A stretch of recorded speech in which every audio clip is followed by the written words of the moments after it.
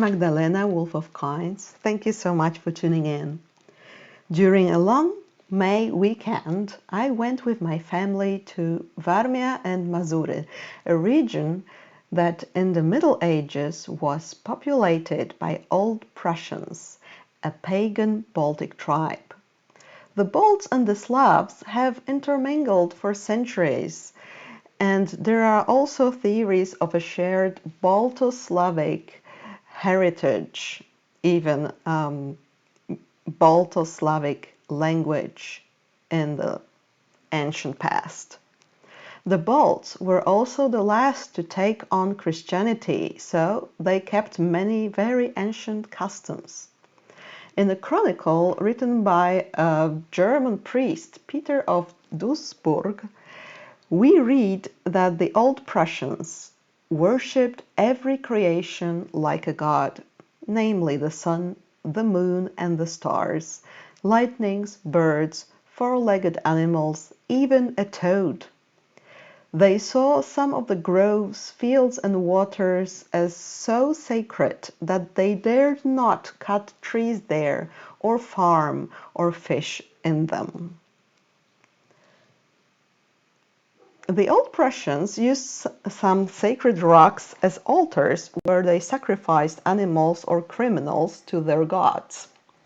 According to oral tradition, the rock near Wysoka Wieś in Ostruckie district is an offering altar of the Old Prussians where they performed their bloody offerings.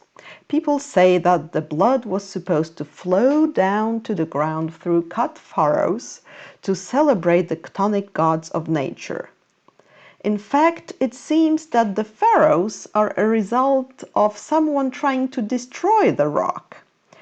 When Christianity came, the rock got covered with dirt, probably because it was too difficult to destroy it, but it was uncovered again while people were gathering rocks.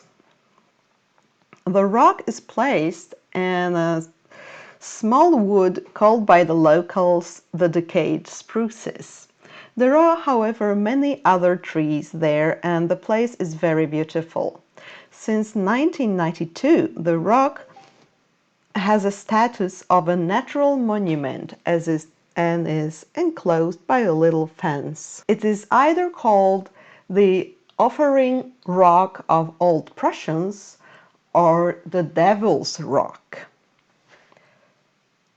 The fact that someone tried to destroy the rock and also to cover it seems to suggest that even after Christian times, people came here to bring offerings or worship the old gods. According to local folklore, on a small clearing near the rock, at twilight, a wispy and mysterious figure of a white lady could be spotted. On one St. John's Eve, and this is a very magical night, a man was going back home from a tavern and decided to use a shortcut near the rock. When he approached the rock, the white lady jumped right from under it, and she grabbed the man to dance with her. They whirled and danced until they reached a well, standing where the first village houses stood.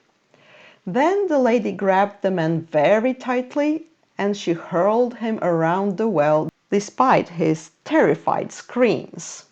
Then she suddenly released him and disappeared. I hope you have enjoyed this little trip with me. There are many sacred rocks in Poland, each with a legend of its own. I love to uncover those old stories and visit the places of power, bow to the ancient forces, the gods of nature.